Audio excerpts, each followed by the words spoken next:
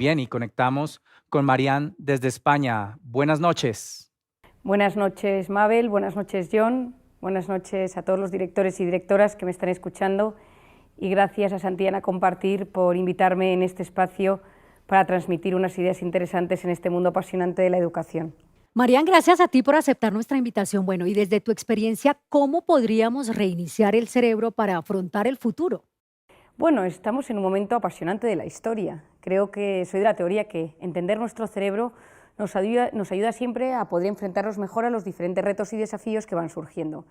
Si alguno de vosotros, en Latinoamérica soy una gran fan, me encanta poder acudir en algunos viajes antes de la pandemia y transmitiros estas ideas, quizá alguno de vosotros me haya oído hablar del tema del miedo, del estrés, del cortisol, de la inflamación.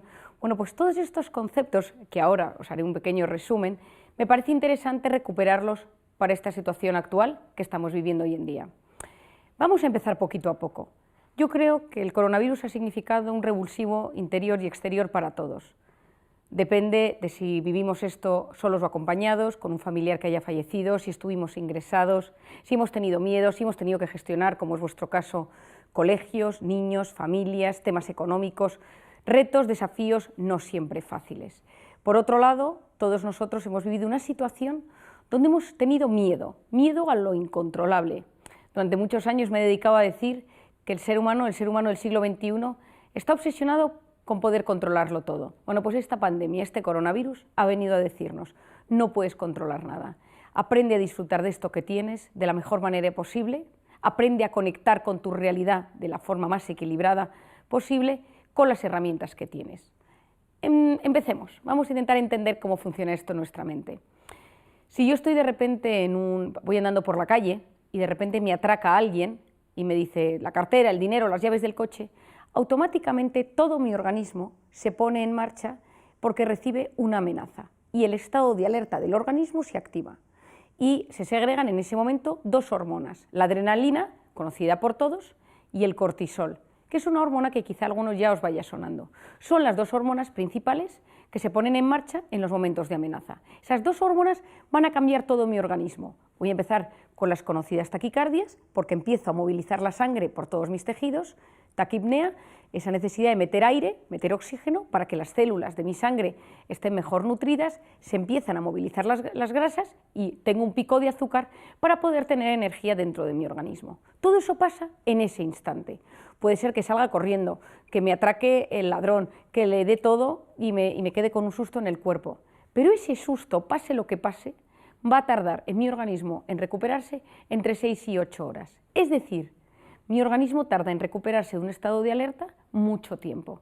Si un día estoy en el despacho, estoy trabajando, estoy en mi oficina, estáis en el colegio, y de repente empiezan a sonar las alarmas y todos los alumnos salen corriendo, los directores, los profesores, ese pico de cortisol va a tardar varias horas en volver a su estado original. Pero si de repente todos esos niños están saliendo del colegio y de las aulas y uno de los profesores dice, ¡ay, pero si es una falsa alarma, aquí no está pasando nada!, solo por haber empezado y activado el sistema de alerta, ese cortisol se va a mantener en nuestra sangre durante varias horas. ¿Por qué es esto tan importante? Imaginémonos que ese día que nos atracaron íbamos caminando por las calles de París y uno debe volver a París un mes más tarde y tiene que volver a pasar por esa calle donde sufrió el atraco. Solo con empezar a caminar en esa calle va a empezar a sentir un cierto miedo, un cierto temor, es decir, su organismo se va a activar en modo alerta como el día que fue atracado. Y aquí viene la primera idea fundamental que quiero transmitiros hoy. Mi mente y mi cuerpo no distinguen una amenaza real de una amenaza imaginaria. Ante algo físico real que me sucede o algo imaginario, se activan los mismos mecanismos de alerta y de alarma en mi cuerpo. Tengo COVID, miedo, cortisol y todo lo que ello significa, ¿y si tengo COVID? ¿Y si mi hijo tiene COVID? ¿Y si mi colegio? ¿Y si mis padres? Es decir, el ¿y si? Que estamos viviendo, que llevamos un año viviendo, altera mi organismo de la misma manera que la realidad pura. Y aquí viene la segunda idea clave. A pesar de las circunstancias adversas, hay estudios que afirman que el 90% de las cosas que nos preocupan nunca, jamás suceden, pero nuestra mente y nuestro cuerpo lo viven como si fuera real. Es decir, si tú un día te vas a encontrar con alguien con quien siempre tienes una discusión acalorada, puede ser que solo con pensar en esa persona ya te pongas en tensión. No la tienes delante, pero te ha subido el cortisol. Esto es absolutamente fundamental. ¿Por qué? Porque el cortisol es una hormona cíclica. Por las noches es baja, a lo largo de la noche sube hasta las 8 de la mañana, que tiene su pico más alto, y luego vuelve a bajar. Es fundamental que sea así para que las hormonas de mi cuerpo funcionen de forma correcta, para que mi sistema de fertilidad, mi aparato digestivo, mi sistema neuronal, mi intestino, mis articulaciones, mi sistema inmune, que todo funciona como uno, funcione de forma adecuada. Y de esto depende el cortisol. El cortisol es básico, pero ¿qué pasa si yo vivo constantemente preocupado por algo, real o imaginario? ¿Y si me contagio? ¿Y si nunca se abren los colegios? ¿Y si los niños no quieren volver a las clases? ¿Y si la vacuna? ¿Y si? Todas esas cosas activan mi estado de alerta. Y eso lo que produce es una segregación constante de cortisol en el torrente sanguíneo. Es lo que yo denomino la intoxicación de cortisol. Es decir, todo mi aparato circulatorio se llena de esta hormona tan interesante y tan apasionante que es el cortisol. Y esa intoxicación de cortisol va a tener cambios a 3 niveles en mi organismo, en mi mente y en mi comportamiento. En mi cuerpo se me empieza a caer el pelo, empiezo a tener cambios en la piel. ¿Por qué? Porque cuando mi organismo está en estado de alerta, en estado de miedo, en estado de amenaza, lo que hace es utilizar sus recursos para hacer frente a ese desafío. El pelo es terciario si estoy en guerra, la piel es terciaria si estoy en guerra. Es decir, mi organismo no va a cuidar de mi pelo e inhibe el correcto funcionamiento del folículo piloso, que es aquel que regenera el pelo y que es fundamental para que yo, por ejemplo, pueda tener un pelo saludable. Es un momento, seguro que a alguno le ha pasado alguna vez, que en momentos de mucho estrés tiene alopecia areata, es decir, trozos de la cabeza o trozos del cuerpo donde no tiene pelo.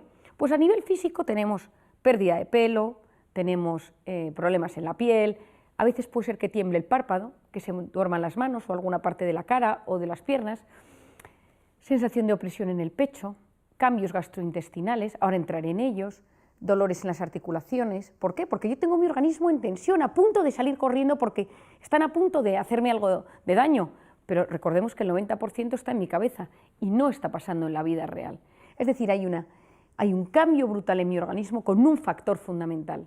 El cortisol, los corticoides, los corticosteroides, todo ello son potentes antiinflamatorios, pero cuando mi organismo está constantemente estimulando el cortisol, hay como un desgaste. Es un tema bastante complejo, pero de forma sencilla es como que se produce una desconexión entre el sistema inmune, el cortisol y la inflamación de mi cuerpo. ¿Y qué es lo que pasa? Que empiezo a inflamarme. Artritis, gastroenteritis, amigdalitis, dermatitis, todo lo terminado en itis es una inflamación. Es decir, estados de estrés mantenidos, reales o imaginarios, producen un cambio en mi organismo y me inflaman.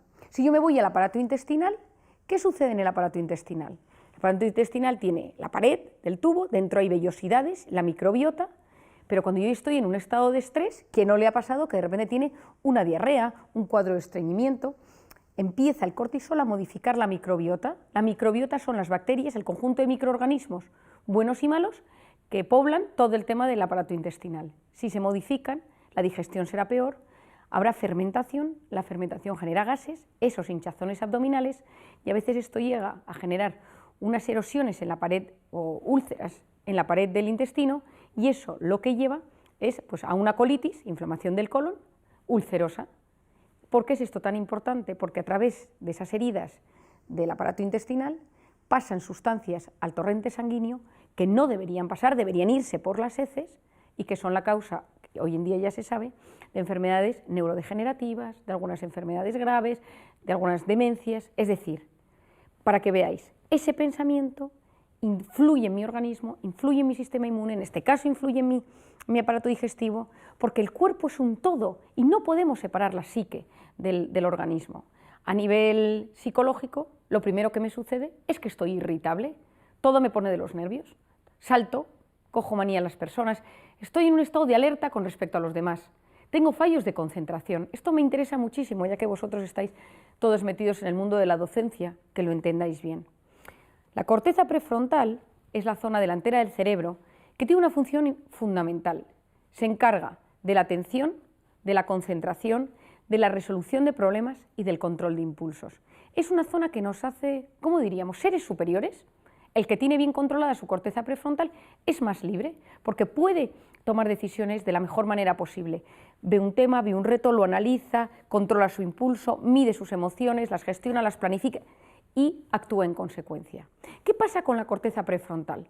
Esto es importantísimo para vosotros. Cuando un bebé nace es profundamente inmadura y la madurez del cerebro va de atrás hacia adelante. En las niñas madura antes que en los chicos, como todos vosotros habréis podido observar en vuestras aulas. ¿Qué sucede? Que esa corteza prefrontal es básica para la atención, es básica para concentrarme, es básica para muchísimos aspectos de la vida. Pero cuando yo estoy estresado, cuando yo estoy con miedo, cuando he activado la amígdala, cuando tengo el cortisol elevado, automáticamente la corteza prefrontal se desactiva. ¿Quién no se ha dado cuenta en alguna ocasión de su vida que está con miedo, que está con angustia y no se concentra, no se entera de lo que lee? Escucha una conversación, pero no la está escuchando. Es como que superficialmente capta algo, pero no puede captar en profundidad. Porque cuando esa corteza prefrontal se desactiva y deja de funcionar, el cerebro no se entera de las cosas. Os voy a dar un ejemplo relacionado con la pandemia para que lo entendáis. En la pandemia tuvimos todos miedo, unos más, otros menos. Yo, en mi caso particular, tuve mucho miedo en marzo y abril. En el primer marzo y abril estaba embarazada de un bebé de 8 meses y yo era positivo de COVID y no se sabía si las embarazadas podían perder al bebé, las consecuencias que podía tener en su organismo, y fue un momento de muchísima tensión. Cada uno de nosotros, a nivel mundial, ha tenido miedo en algún momento, unos más tiempo y otros menos tiempo, pero todo el mundo ha pasado por una situación en algún momento de vértigo, porque alguien cercano tuvo COVID, porque uno lo tuvo, porque se sintió solo, porque se aisló, porque se confinó, por miedo en su trabajo, en su empresa, en gente que le ha llamado, en ir viendo las desgracias en el mundo, en observar las noticias a través de la televisión o los medios o las redes sociales. Es decir, todos nosotros hemos pasado una situación de miedo en algún momento. ¿Y qué sucedió? Que uno obedecía. Es decir, había momentos, y aquí no quiero meter ningún tipo de ideología, política, simplemente es un análisis. Cuando uno tiene miedo, obedece. No sabemos si con sentido o sin sentido. Me refiero a mascarillas, toques de queda, daba igual. Uno obedecía, cegado sin reflexionar, cualquier cosa que le decían. Ahora se puede salir, ahora no se puede salir, ahora se puede viajar, ahora no se puede viajar. Ahora 4 personas, 6, 8, 10 en España, a diferencia de Latinoamérica, no conozco exactamente todos los países, pero tengo pacientes de muchos de esos lugares. Las condiciones creo que no son tan sumamente duras como en España, ¿no? En España los 2 meses claves de confinamiento fueron absolutamente terribles. Cuando uno no sabe y cuando uno tiene miedo, uno no razona y uno se deja llevar por lo que dicen los demás, por lo que dicen. Yo conozco gente bastante inteligente y con bastante capacidad de discernimiento que ha hecho cosas rarísimas durante la pandemia para evitar contagiarse porque ha recibido un WhatsApp de estos reenviados en múltiples ocasiones y se ha ido a comprar algo o ha pedido por internet algo sin contrastarlo con nadie. ¿Por qué? Porque ese estado de miedo hace que uno no razone, amígdala hiperactivada, corteza prefrontal no funciona y por lo tanto me dejo llevar por un impulso, por una noticia o por algo que aparentemente no tiene mucho sentido. Esa intoxicación de cortisol es básica, porque uno de los grandes problemas que yo estoy observando como secuelas del COVID es fallos de atención, fallos de concentración, a la gente le cuesta muchísimo reflexionar, profundizar en los temas. Hay como, bueno, esto es propio de los estados de miedo y muchas personas puede ser que a vosotros mismos os haya sucedido. ¿Qué más sucede? Problemas de irritabilidad, problemas de concentración, problemas de memoria. Si a alguno le pasa, quiero que entienda por qué le está sucediendo esto. El hipocampo es una zona del cerebro que se encarga de guardar los recuerdos sobre todo del corto plazo, con un gran componente emocional. Está rodeado, es muy sensible al cortisol. Si uno está, pienso en un examen, y está muy agobiado por el examen y tiene tal tensión por el examen, que puede ser que se sepa la materia, pero en el momento que tiene que redactarla se bloquee, y ese famoso se quedó en blanco, no sé si se dice así en Latinoamérica, pero en España se dice se quedó en blanco, es decir, ya no se lo sabe, no es capaz de redactar nada. Esto significa que en ese momento el hipocampo se ha bloqueado por un exceso de cortisol. Bueno, pues uno de los temas que tiene vivir en un estado de miedo durante meses es que nuestro hipocampo está más dañado y por lo tanto están existiendo problemas de muchas personas que dicen, ayer justo comía con un buen amigo mexicano que me decía, Marian, he perdido la memoria, o sea, no me acuerdo de cosas básicas y de repente estoy con alguien y digo, ¿cómo se llamaba su esposo? ¿O cómo se llamaba su hijo? ¿O en qué trabajaba? Esto es algo, no digo que bueno, pero cuando uno lo entiende, uno se siente aliviado. Yo tengo un lema que repito muchísimas veces que es, Comprender es aliviar. Cuando uno se comprende, se siente aliviado. Cuando uno no comprende cómo funciona su organismo, va en la carrera, van sucediendo cosas y son las circunstancias las que nos dominan y nosotros no somos los que tomamos las riendas de nuestra vida. Por eso yo insisto muchísimo en entender cómo funcionamos. Por lo tanto, a nivel físico, que ya lo hemos dicho, a nivel psicológico, irritabilidad, fallos de memoria, fallos de concentración y tristeza. Muchas, y esta es una cosa súper importante, muchas depresiones provienen de estados de alerta permanentes. Muchas tristezas patológicas provienen de vivir en un estado de amenaza, en un estado de preocupación constante a lo largo de mucho tiempo.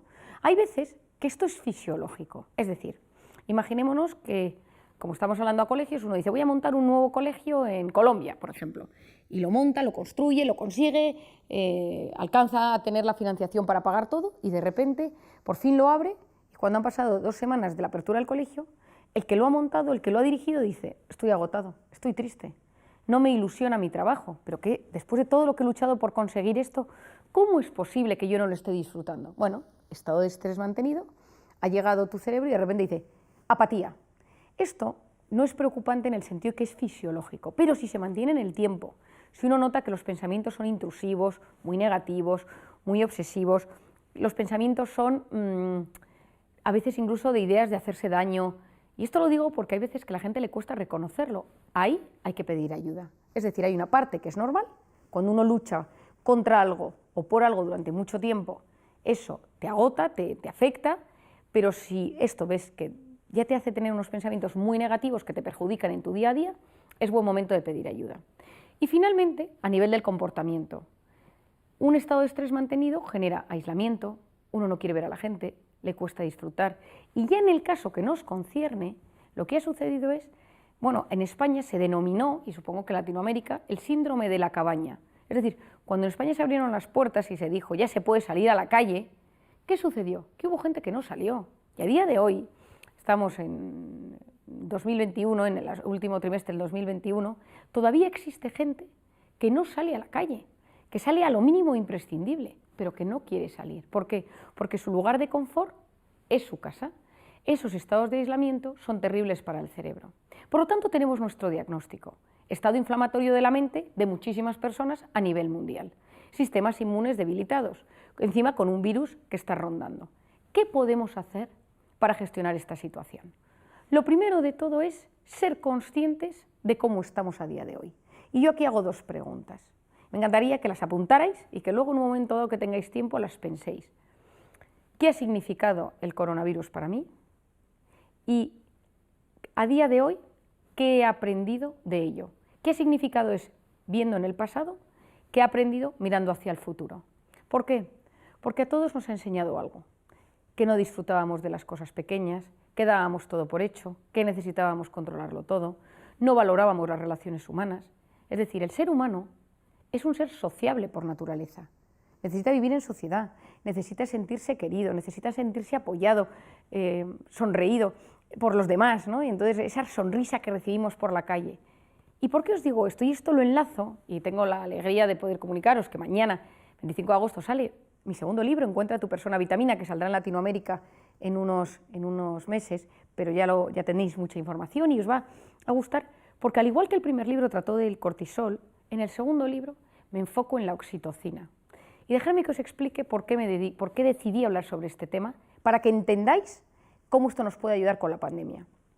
Yo había oído hablar de la oxitocina como médico, que era la hormona del parto y de la lactancia, y hasta ahí quedaban mis conocimientos, hasta hace unos años. Sabía que era una hormona que se estaba estudiando para otros aspectos, pero ahí me quedé.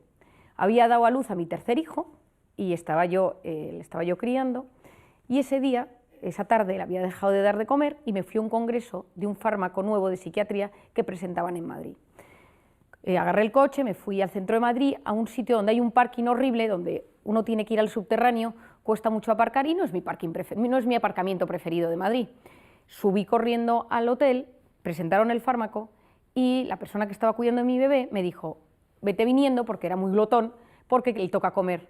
Y entonces bajé de vuelta al aparcamiento y cuando me estaba acercando a mi coche, un chico con una pinta regular me dijo, dame las llaves, y me empezó a gritar, llamó a otro tipo Y yo tengo un coche pequeñito, un coche rojo pequeñito que tiene muchísimos años, pero al lado había un coche espectacular. Y yo creo que debió pensar, me había puesto unos tacones, iba con un abrigo bonito, yo creo que debió pensar que yo era la dueña de ese coche. Le dije, no, ese no es mi coche. Y entonces vino hacia mí y yo en ese momento supe que me estaba subiendo el cortisol, que la taquipnea, que la taquicardia. Yo era plenamente consciente del cambio en mi organismo, pero tenía un miedo horrible. Me subí al coche, a mi pequeño cochecito, arranqué, un tío en moto me empezó a seguir, esto parece como de película, y cuando salía yo por el parking, llena de miedo, llamé a mi marido corriendo y le dije, me han atracado, pero no podía ni respirar ni hablar, y mi marido me preguntaba, ¿pero estás bien? ¿Pero te ha pasado algo? Y yo no me había pasado nada, pero tenía un miedo en el cuerpo horrible. Y fui corriendo por la calle hasta mi casa y subí, y la cuidadora de mi bebé me tenía el bebé en brazos para que le diera de comer, y yo estaba con el corazón sin poder respirar, con una angustia vital. Agarré a mi bebé, me lo puse y se puso a comer. Y al minuto entró mi marido en el cuarto corriendo y me dijo, ¿qué ha pasado? Explícame, ¿cómo estás? Y yo empecé, te lo voy a explicar. Estaba yo en el parking hace unos minutos, entonces me mira mi marido y me dice, ¿qué te has tomado? ¿Te has tomado algo? ¿Cómo estás así de bien? Y le digo, no, tienes toda la razón, este pico de cortisol tarda varias horas en bajar. Le digo, no he hecho nada, no he respirado, no he tomado nada, no he hecho ninguna técnica de meditación, esto ha sido hace 15 minutos. Entonces me quedé mirando al bebé y dije, ¿y si la oxitocina de la lactancia bajara el cortisol? Y en cuanto terminó de comer el pequeño, me metí en internet, me metí en una página que tengo de temas científicos y empecé a observar que había muchísimos estudios sobre la oxitocina y el cortisol. Y estos 2 años me dedico a investigar la oxitocina. ¿Por qué? Porque todos nosotros, muchos de nosotros, hemos tenido situaciones en las que hemos estado intoxicados de cortisol. Yo he hablado sin parar en conferencias, en charlas, en libros, en artículos sobre cómo bajar ese cortisol, pero acababa de descubrir una herramienta poderosísima, que era la oxitocina. Claro, no nos podemos poner todos a dar el pecho. Para empezar, la mitad de la población que es hombre no lo puede hacer, y la otra mitad no está en ese momento vital de su vida. Entonces, ¿cómo de forma natural se podía potenciar la oxitocina? Y eso me ha llevado a investigar estos años, y especialmente en la pandemia, cómo poder hacerlo. La oxitocina, os voy a explicar un poquito de ella, es la hormona de la lactancia y del parto, efectivamente, pero es la hormona de la empatía, de la confianza, de la inteligencia emocional, de los abrazos, del vínculo. Es decir, es la hormona que se pone en marcha cuando yo de repente estoy estresado, viene alguien, me regala una sonrisa y me dice, todo va a salir bien. Y en ese momento de alivio, lo que ha sucedido es que se ha activado la oxitocina.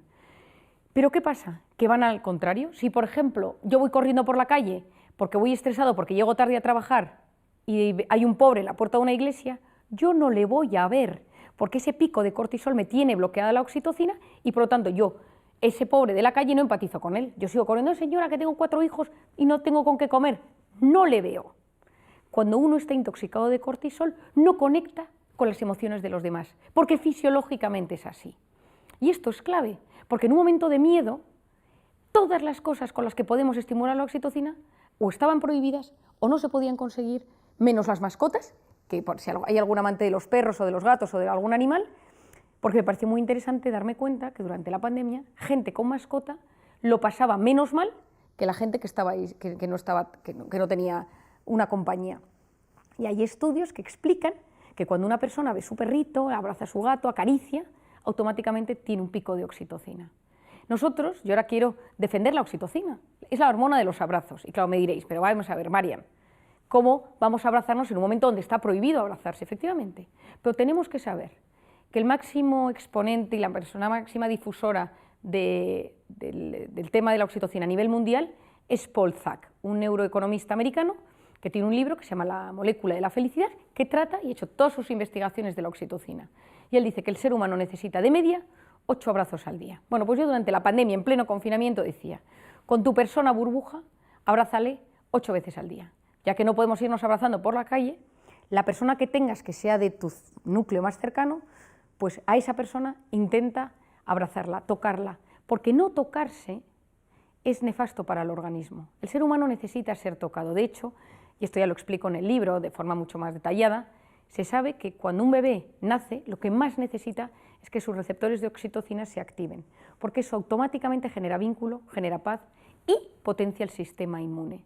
Ahora mismo, si hay algo que queremos todos, aparte de estar bien físicamente y de la cabeza, es potenciar nuestro sistema inmune. Y sabemos que con la oxitocina lo podemos conseguir. Cantar, recibir un masaje, dar un abrazo, con comillas, digo lo de darse un abrazo, sonreír a otra persona con la distancia. La mascarilla nos ha hecho mucho daño porque las neuronas espejo no han funcionado. Nosotros necesitamos vernos las caras, empatizar con el de enfrente, verle triste, verle contento, ver cómo se siente. Ahora en los sitios, en los países donde podáis, que la gente sonría, porque eso generalmente cambia el organismo, modifica el riego de sangre en la corteza prefrontal, que ya os he dicho que es básica para nuestro organismo. Por lo tanto, ¿cómo bajamos ese cortisol? Aparte de estimular profundamente la oxitocina, el ejercicio. El ejercicio es básico, porque cuando hacemos ejercicio activamos una sustancia que no quiero que nadie se acuerde del nombre, que se denomina BDNF, factor neurotrófico derivado del cerebro, que mejora nuestra capacidad de entender, de comprender, de memorizar, básica para el organismo. El ejercicio es buenísimo porque libera cortisol y cualquiera que lo haya hecho lo sabe. La segunda es la voz interior, es decir, que nuestra voz interior sirva para apoyarnos y no para hundirnos. Cuidado con el autoboicot que nos lleva a fracasar antes de haber empezado algo. Todos nosotros tenemos una voz que va comentando la jugada. Has engordado, tu jefe no te hace caso, tu suegra está insoportable, tu hijo es un lento, es un pesado, tú eres culpable, no lo vas a conseguir. Esa voz tiene un impacto directo en nuestras células, en nuestro sistema inmune y en nuestros genes en tiempo real. Muchas veces, esto lo explico con mucho detalle en el libro, pero esto muchas veces cuesta desactivarlo. En mi primer libro yo hablaba mucho de esa voz interior hay que educarla, pero mucha gente me decía, ¿de dónde viene esa voz? En el segundo libro busqué la respuesta que más me convencía a ello y diseñé un algoritmo, un dibujo que se llama la grabadora. Y es como nuestra infancia y nuestros recuerdos han tenido un impacto brutal en la voz interior en la edad adulta y cómo identificarlo y cómo hacer frente a ello. Lo tercero es rodearnos de personas vitamina. Las personas vitamina son aquellas personas con las que estás 5 o 10 minutos y automáticamente potencian tu sistema inmune. La persona vitamina es aquella con la que estás un rato y mejoras. Da igual que haga un año que no la ves que 10 minutos. Y las personas tóxicas son aquellas que nos intoxican de cortisol. Nadie es tóxico de por sí, pero hay personas que nos producen una subida de cortisol y nos intoxican de esa hormona y nos enferman. Por eso, y esto también lo explico con mucho detalle en este libro, por eso es tan importante gestionar a las personas tóxicas. Muchos se han visto confinados, se han visto encerrados en un ambiente donde había personas con las que no se sabían llevar bien, con las que no había un trato saludable, con las que no había pues un padre, una madre, un matrimonio que no funciona, una pareja, un hijo que es muy conflictivo. Tener a esa persona dentro de casa ha aumentado los niveles de cortisol, por tanto inflamación, sistema inmune, enfermedades, cansancio crónico, y eso es clave. La cuarta es todo el concepto de la meditación o del mindfulness o de la oración. Yo siempre doy las 3 opciones porque cada uno según sus creencias o según su forma de ser le puede ser más útil uno u otro. ¿A qué me refiero? El mindfulness es la atención plena en el momento presente con técnicas de respiración. La meditación está más enfocada según cómo cada cual lo puede hacer. La oración es las personas que tienen una creencia sobre un ser superior. Y cualquiera de estas 3 bien enfocadas son muy útiles y muy saludables para el organismo. Yo me acuerdo hace unos años trabajando en un hospital en Londres, que le pregunté al jefe, al que más sabía de temas de mindfulness, y me dijo, todo funciona siempre y cuando haya 2 actitudes, aceptación y abandono. Las personas que son creyentes tienen esta suerte de poder creer en un ser superior que les quiere, pero hay un montón de técnicas que nos ayudan a conectar con la respiración, con nosotros mismos y frenar el cúmulo de cosas.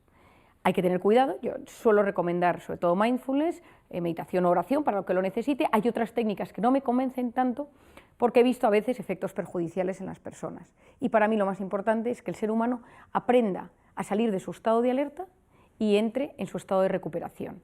Esto en medicina, en psiquiatría, en psicología, en medicina interna, en fisiología, en biología se denomina sistema nervioso simpático, cortisol, estado de alerta, sistema nervioso parasimpático.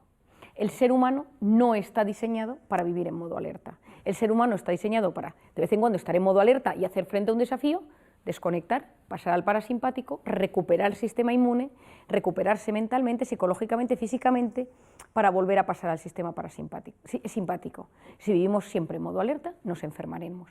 Siempre, siempre, porque nuestro cuerpo, nuestro organismo y nuestra mente no aguantan vivir en guerra, vivir en batalla real o imaginaria constantemente. Y finalmente la alimentación. La alimentación es muy útil, las dietas hoy en día son múltiples y hay miles de teorías. hay dietas antiinflamatorias que son muy poderosas para estos casos. Yo, en personas que han pasado situaciones de mucho estrés, que han atravesado el COVID, que se notan hinchadas, inflamadas, yo les recomiendo dietas antiinflamatorias y soy una fiel defensora, y esto lo sabe mucha gente, del omega 3 y de los probióticos. El omega 3 desinflama, potencia la red neuronal, mejora las arterias, y por el otro lado los probióticos, tomados en el momento adecuado y los que son correctos, nos regulan nuestro aparato intestinal. Por lo tanto, si hacemos un pequeño resumen, nos damos cuenta que cada cosa que nos sucede va teniendo un impacto a nivel físico y a nivel psicológico. Es decir, todo lo que nos sucede nos afecta de alguna manera, y lo importante es que seamos conscientes de ello. ¿Cómo me ha afectado la pandemia? ¿Soy mejor o soy peor persona? ¿Cómo han afectado esto a mis relaciones sociales? ¿Ha cambiado alguna de las ideas más importantes que yo tenía sobre la vida, sobre la muerte, sobre la enfermedad, sobre el esfuerzo, sobre el disfrute? A mí me encanta hablar, filosofear con mis pacientes sobre la evolución de sus pensamientos a lo largo de este año. Ser conscientes de cómo estamos, si estamos tristes, si estamos contentos, si estamos agotados.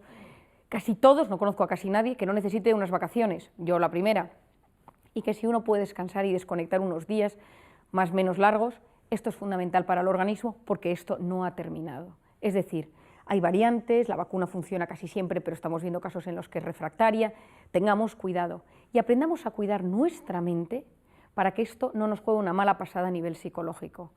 Ser prudentes, saber quiénes son mis personas vitamina, saber cuándo me estoy quemando, saber cuándo estoy a punto de romperme, saber cuándo mi organismo me está hablando y me dice, cuidado, te estás yendo demasiado al límite, porque nos cuesta escuchar a nuestro organismo, y cuando lo escuchamos es porque ya nos hemos roto. Y el organismo nos va mandando señales a lo largo de nuestra vida para avisarnos de que las cosas no van bien. Y finalmente, una última idea. Vosotros estáis en el ámbito educativo y habéis tenido un reto terrible, que es las clases online. Es decir, muchos seguro que me habréis escuchado, porque yo soy una fiel defensora del mundo offline para estar bien preparados en el mundo online. Estoy convencido que los países que empiecen a incorporar a sus alumnos a las aulas notarán un cambio en la capacidad de estos niños, de jóvenes, adolescentes, de prestar atención. Observaréis que a veces falta motivación, que están dispersos, porque esa corteza prefrontal con tanta pantalla pues ha tenido sus consecuencias. Paciencia, iremos dando poco a poco tips para que esto ayude. Esto es como, yo a veces lo llamo el detox del online. A muchos sitios, en España sobre todo, les he recomendado este verano desconectar, la menos pantalla posible, porque cuando uno sabe conectar bien con la vida real, sabe gestionar bien su mundo online. ¿Qué sucede? ¿Qué es lo que nos llega a través de la pantalla? Nos llegan alertas, y esas alertas activan todo nuestro sistema y nos ponen, ¿me querrán? ¿Me habrán puesto un like? ¿Me contestarán? ¿Habrá pasado algo en el mundo? Y eso nos impide desconectar y estar tranquilos. Por eso, que sea yo quien domine el dispositivo y no el dispositivo a mí. Cuando sea estrictamente necesario, me meto y lo hago, una cosa a la vez. No existe la multitarea, está más que demostrado que es una alternancia continuada de la atención, cambio de foco de atención de uno a otro. Por lo tanto, lo que hago, lo hago, y cuando desconecto, pongo modo avión, o cuando estoy con un ser querido, el teléfono en el bolso, en el bolsillo, en la mochila, en la habitación, porque no hay nada que valoremos más en esta vida que nos presten atención con todos los sentidos. Y la pantalla ha hecho que hoy en día tú estás en Zoom, pero estás haciendo 4 cosas a la vez, no estás pendiente, estás con alguien, y cuando por fin tienes a alguien de cuerpo real, estás en el teléfono con alguien que está conectado. Yo lo que pido, lo que sugiero, es que aprendamos a valorar a las personas cuando las tenemos cerca. Que si tenemos a alguien por Zoom, por Teams, por WhatsApp, por lo que sea, que estemos pendientes de esa persona, que evitemos al máximo la dispersión, porque esto ayudará a que cuando todo esto pase, nuestro cerebro se quede lo menos tocado posible. Y bueno, Mabel y Jon, dejo por si hay alguna pregunta. Me encanta poder estar con vosotros. Estaría hablando 1 hora más contándoos más temas, pero creo que he podido puntualizar en lo que me parecía más importante. Muchas gracias. Pues Marian, fantástico lograr entender cómo el cerebro no distingue entre el miedo y el estrés real y el imaginario, el que muchas veces nosotros mismos creamos en nuestra mente. Y sería muy interesante que ustedes como directivos, como rectores de sus instituciones educativas, puedan transmitir esta información a sus profesores, porque son ellos los encargados de crear en el aula, en el salón, un ambiente positivo, asertivo, seguro. Muchas veces de manera inconsciente nosotros los adultos transmitimos ese miedo a nuestros alumnos. Y de todas maneras, pues también Marian nos habló de la hiperconexión y lo importante que es alejar un poco a los niños de tantas pantallas, ¿no? Yo Así es, Mabel. Animamos a nuestros directores y maestros a que sigan trabajando con padres de familia y estudiantes para que gestionen bien sus relaciones cara a cara, para así poder gestionar mejor sus relaciones en línea. Como dijo Marian, para que nosotros controlemos las pantallas y no las pantallas a nosotros. Bueno, y llegó el tiempo de las preguntas, Mabel. así es. Tenemos esta primera pregunta desde Colombia. José Marino Gallego, rector del Colegio Gimnasio Campestre La Consolata. José Marino, adelante con tu pregunta. Buenas tardes, Marian. Por favor, nos gustaría que nos regalaras, en la medida de lo posible, 3 recomendaciones que nos ayuden a generar un pensamiento positivo para ayudar a crear un futuro mejor. Muchas gracias por tu participación. Bueno, el tema de la psicología positiva y los pensamientos positivos son algo absolutamente clave en el ser humano. No es una obsesión por positive thinking, que parece que da igual lo que a uno le pase, que tiene que pensar en positivo, sino que sabemos hoy en día que cuando uno es capaz de enfrentarse a la vida con una actitud buena, todo el sistema inmunológico, nuestro organismo, se predispone a que eso nos pase o nos suceda de forma agradable. En muchas ocasiones se ha hablado de una zona del cerebro, del tallo encefálico, que se denomina el sistema reticular activador ascendente. Es el rastreador del cerebro. Todos nosotros recibimos constantemente varios millones de bits de información, pero nos quedamos con lo que nos interesa. Siempre cuento los mismos casos, pero se entiende muy bien el que se quiere comprar un coche y de repente empieza a ver ese coche por todas partes, la que está embarazada y que empieza a ver carritos de bebé, el que quiere comprar una casa o alquilar un apartamento y empieza a ver pisos de alquiler. Es decir, cuando nuestro corazón desea algo con mucha fuerza, la mente hace todo lo posible por mostrárnoslo. Y para mí esto es clave. No significa que por querer algo vaya a aparecer por arte de magia en mi vida, porque yo quiera algo con muchísima fuerza, de repente esto vaya a caer en mí y vaya a aparecer, porque esto sería un pensamiento muy mágico, sino que hay que saber que cuando uno desea algo con mucha fuerza, el cerebro busca herramientas, asocia puntos para que yo me vaya acercando a mi meta. Y esto es lo que yo más apoyo en esta vida, que uno se levante por la mañana y diga, ¿qué quiero que me suceda hoy? ¿Qué quiero conseguir? Hoy quiero conectar con mi hijo y poder tener una conversación buena con él. Hoy quiero pedirle perdón a mi marido, a mi esposo, porque ayer tuvimos una discusión. Hoy quiero hablar con mi jefe o me encantaría tener una oportunidad de trabajo y voy a mandar este currículum. Y uno se recrea un poco en esa situación en positivo, cuidado con la imaginación, para poner el organismo en ese mood. A mí a lo largo de la vida me ha funcionado en muchísimas ocasiones y lo he potenciado durante la pandemia. Si quieres que si algo te cuesta mucho, haz todo lo posible por acercarte a esa meta que tienes y con ilusión en muchas ocasiones eso puede suceder. Por lo tanto, me preguntáis 3 cosas, yo diría, primera, activa tu sistema reticular.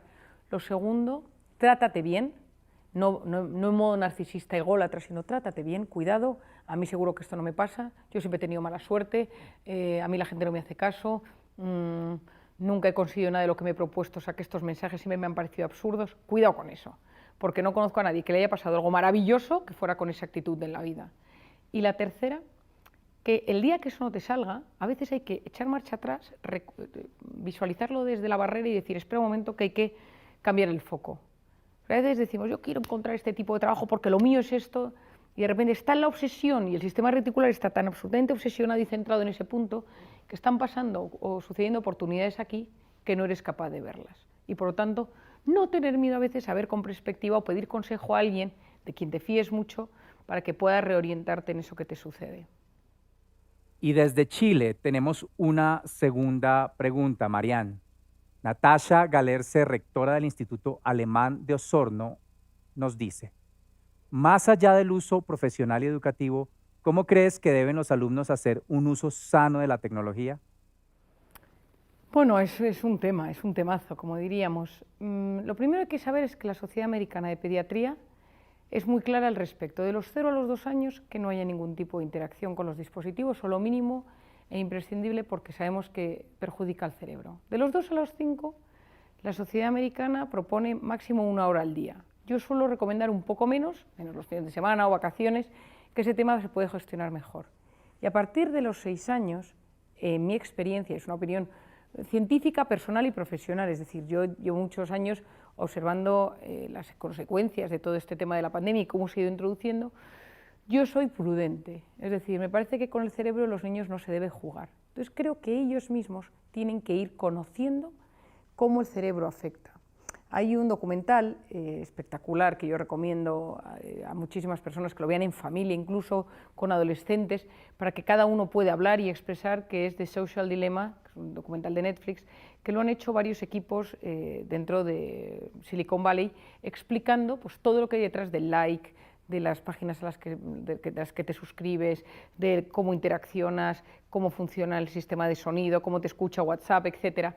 Y a mí me parece que cuando los jóvenes son conscientes de esto, aunque es muy extremo este documental, es mucho más fácil decir, vale, ¿y ahora con esto qué?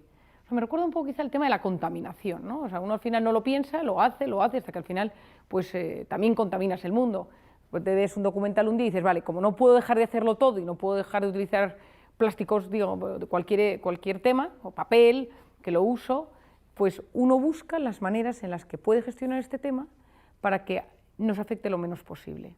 Yo a los jóvenes he dado muchas charlas en colegios a jóvenes y les explico lo primero de todo cómo funciona el cerebro, su corteza prefrontal, su dopamina y sus chispazos de dopamina en los likes, los sentimientos de vacío que surgen después de haber estado mucho tiempo en la pantalla, cómo me comparo en Instagram, los problemas de autoestima cuando vivo conectado a todas estas cosas. Entonces, cuando uno lo conoce, uno puede decir, pues a mí lo que más me afecta es esto y esto. En cambio, a mí es este tema. ¿Por qué? Porque todo ser humano, y en los adolescentes sucede igual, utilizan las pantallas, fuera del ámbito profesional o educativo, en dos momentos, cuando están aburridos o cuando están estresados. Es decir, le estamos enseñando a nuestro cerebro que hay un mecanismo muy sencillo para aliviar el estrés y el aburrimiento, que es la pantalla. Es como si tu hijo de 14 años le pusieras un minibar en su cuarto y le dijeras, cada vez que estás aburrido o estresado, tómate un chupito. Eso es la pantalla para su cerebro. Por lo tanto, no hay nada más importante que aprender a gestionar el estrés, va a ser la clave de tu vida, que sepas gestionar el estrés, y la otra, que sepas gestionar el aburrimiento. Porque dentro del aburrimiento, cuando surge el aburrimiento de forma sana, es decir, no tengo nada que hacer y estoy aquí, aparece el asombro, aparece la creatividad, aparecen cosas que nunca jamás surgirían en momentos de estrés frenético de la pantalla. Nadie ha descubierto nada importante en un momento frenético de hiperactividad. Uno lo descubrió viendo caer una manzana, paseando por los jardines de Atenas, observando la naturaleza de forma pausada y aburrida. Por lo tanto, en mi opinión, hay que fomentar más ese aburrimiento, esa necesidad de asombro, de poder crear en los niños. Y a veces las pantallas hay que tenerlas muy limitadas en el tiempo y que los niños, los jóvenes y los adolescentes sean conscientes de forma personalizada de por qué acuden a la pantalla, qué buscan en la pantalla, qué sucede en su mente durante y después y cómo gestionarlo para encontrar una vía de salida, una forma de gestionarlo lo más sana posible. Pues Marian, muchísimas gracias, ha sido un placer escucharte y muchas gracias por los grandes aprendizajes que nos has dejado hoy. Sin duda tu intervención nos abre la mente para afrontar los cambios que necesitamos, especialmente los cambios en la educación, algo que nos une a todos los que estamos hoy aquí en Compartir Experience.